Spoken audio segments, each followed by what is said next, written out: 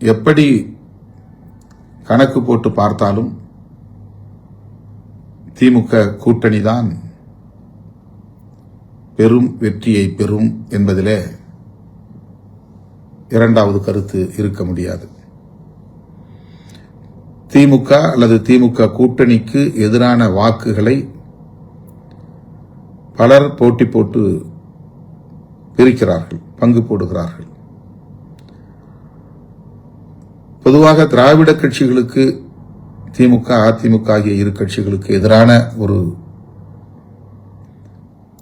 கருத்து இந்த அரசியல் களத்தில் நீண்ட காலமாக இருந்து வருகிறது.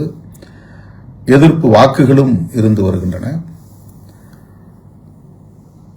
அந்த எதிர்ப்பு வாக்குகளை ஒவ்வொரு காலகட்டத்தில் அவ்வப்போது தோன்றிய மாற்று அரசியல் சக்தி என்று அடையாளப்படுத்திக் கொண்ட அரசியல் கட்சிகள் பெற்றிருக்கின்றன அல்லது பங்கு போட்டிருக்கின்றன.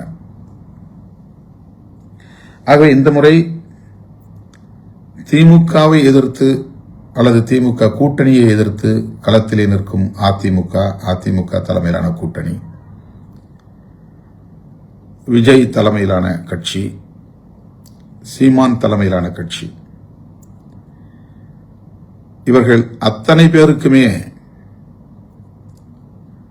திமுக எதிர்ப்பு என்கிற ஒன்றுதான் பிரதானமான முதன்மையான அரசியல், அல்லது திமுக கூட்டணி எதிர்ப்பு என்பதுதான் முதன்மையான அரசியல். அவர்கள்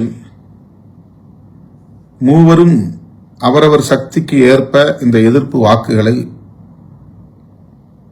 பகிர்ந்து கொள்கிறார்கள், பிரித்துக் கொள்கிறார்கள். புதிதாக களம் காணுகிற தமிழக வெற்றிக் கழகம் திமுக, அதிமுக ஆகிய இரண்டு கட்சிகளுக்கும் எதிரான வாக்குகளை பெருவாரியாக பிரித்துக் கொள்ள இருக்கிறார். ஆனால் தனித்த ஒரு சக்தியாக அவர் திமுக, அதிமுக அல்லது திமுக கூட்டணி, அதிமுக கூட்டணி ஆகிய இரண்டு கூட்டணிகளையும் பின்னுக்கு தள்ளி ஆட்சியை கைப்பற்றும் அளவுக்கான வலிமையை அவர் பெற்றிருக்கவில்லை. அதற்கான வாய்ப்பே இல்லை. ஆக எப்படி கணக்கு போட்டு பார்த்தாலும் திமுக வெற்றி பெறும், திமுக கூட்டணி வெற்றி பெறும் என்கிற போது நாம் போட்டியிடக்கூடிய 8 தொகுதிகளிலும் நாம் வெற்றி பெறுவதற்கான வாய்ப்பு மிக பிரகாசமாக இருக்கிறது என்று நான் நம்புகிறேன்.